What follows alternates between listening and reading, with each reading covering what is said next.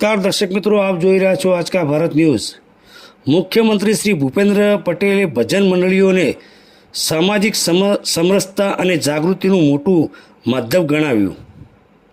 વિસનગર ખાતે આજની ઘડી તે રળિયામણી ભજન સંધ્યા કાર્યક્રમમાં મુખ્યમંત્રીશ્રીના હસ્તે સામાજિક વિષયો પર ભજન સ્પર્ધાના વિજેતાઓને સન્માનિત કરાયા। સામાજિક જાગૃતિમાં ભજન મંડળીઓ માટે યોગદાન આપી શકે તેમ છે। મુખ્યમંત્રીશ્રી ભજન માત્ર આત્મ સાક્ષરતા નહીં પરંતુ વસુદેવ કુટુંબનો ભાવ જન્માવે છે। મુખ્યમંત્રી શ્રી ભૂપેન્દ્રભાઈ પટેલ।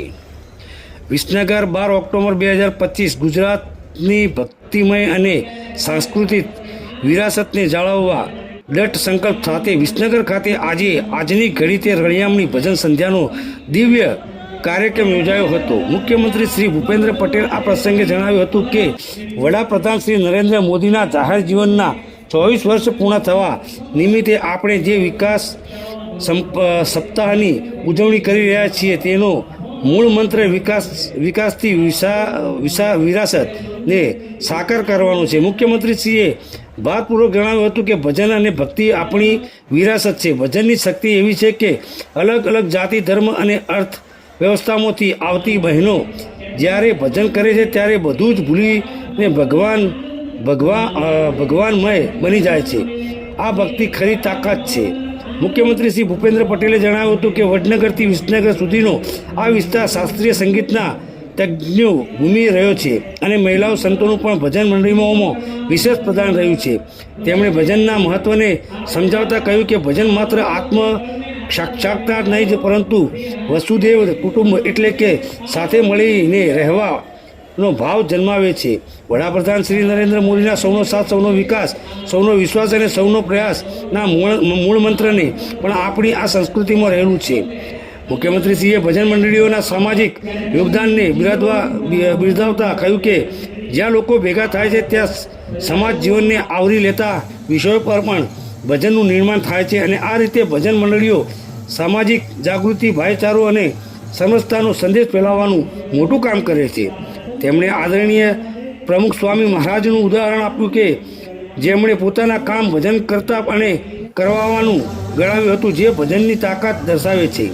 મુખ્યમંત્રીશ્રીએ વડાપ્રધાન શ્રી નરેન્દ્ર મોદીના જન ભાગીદારી થકી જન આંદોલન બનાવવાની પદ્ધતિને યાદ કરી હતી જેમ કે એક પેડ માં કે નામ કેચ ધ રેન અને સ્વચ્છતા અભિયાન આ ભાવના સાથે તેમણે ભજન મંડળીઓને આહવાન કર્યું કે વડાપ્રધાનશ્રી દ્વારા અપાયેલા વોકલ ફોર લોકલના મંત્ર સાથે સ્વદેશી અપનાવી આત્મનિર્ભર ભારતનો સંકલ્પ સિદ્ધ કરવા માટે ભજન મંડળીઓ પણ ભજન બનાવીને જાગૃતિમાં મોટું યોગદાન આપી રહી છે।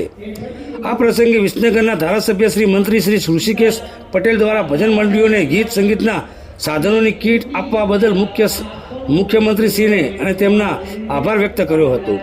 આરોગ્ય મંત્રી શ્રી ઋષિકેશ પટેલ ભજન સંધ્યાને એક દિવ્ય કાર્યક્રમ ગણાવતા કહ્યું કે ભોજનમાં ભક્તિ મળે તો પ્રસાદ બને, પ્રસાદમાં ભક્તિ મળે તો યાત્રા બને અને ઘરમાં ભક્તિ મળે તો મંદિર બને અને ગીતમાં ભક્તિ મળે તો ભજન બને। તેમણે ભજન સંગીતને આત્માથી પરમાત્મા સુધી પહોંચાડવાનો માર્ગ ગણાવ્યો હતો। તેમણે ખાસ કરીને દિવાળીના સમયમાં સ્વદેશી વસ્તુઓ ખરીદીને 21મી સદીને ભારતની સદી બનાવવામાં યોગદાન આપવા અપીલ પણ કરી હતી। આ પ્રસંગે ભજન મંડળીઓમાં વચ્ચે પરિવાર જીવન સ્વચ્છતા અન્નનો આદર મોબાઈલનો તો જતો ઉપયોગ વગેરે સામાજિક જાગૃતિના વિષય પર ભજન બનાવવાની સ્પર્ધા યોજાઈ હતી જેમાં વિજેતા મંડળીઓને મુખ્યમંત્રી શ્રી ભૂપેન્દ્ર પટેલના હસ્તે સન્માનિત કરવામાં આવ્યા હતા। આ ભક્તિમય કાર્યક્રમમાં સાંસ્કૃતિક પ્રવૃત્તિઓમાં વિભાગના મંત્રી શ્રી મળુભાઈ બેરા, જિલ્લા પંચાયત મહેસાણાના પ્રમુખ શ્રી તુષારબેન પટેલ, મહેસાણાના લોકસભાના સાંસદ શ્રી હરિભાઈ પટેલ, રાજ્યસભાના સાંસદ શ્રી મયંકભાઈ નાયક, મહેસાણાના ધારાસભ્ય શ્રી મુકેશભાઈ પટેલ, ખેરાલુના ધારાસભ્ય શ્રી સરદારભાઈ ચૌધરી, વિજાપુરના ધારાસભ્ય શ્રી ડૉક્ટર જે ચાવડા, ઊંઝાના ધારાસભ્ય શ્રી કે પટેલ, બહુચરાજીના ધારાસભ્ય શ્રી સુખાજી ઠાકોર, કડીના ધારાસભ્ય શ્રી રાજેન્દ્રભાઈ ચાવડા, અગ્રણીઓની શ્રી ગિરીશભાઈ રાજગોર અને સુશ્રી વર્ષાબેન દોશી ગુજરાત સહિતના અકાદમીના અધ્યક્ષ શ્રી ભાગ્યેશ ઝા, મહેસાણાના કલેક્ટર શ્રી એસ.કે. પ્રજાપતિ અને જિલ્લા વિકાસ અધિકારી ડૉક્ટર હસરત જસ્મીન સહિતના મહાનુભાવો અને મોટી સંખ્યામાં જનમંડળી સભ્યો ઉપસ્થિત રહ્યા હતા. રિપોર્ટર સમીર દિવાન, આજકા ભારત ન્યૂઝ, વિસનગર.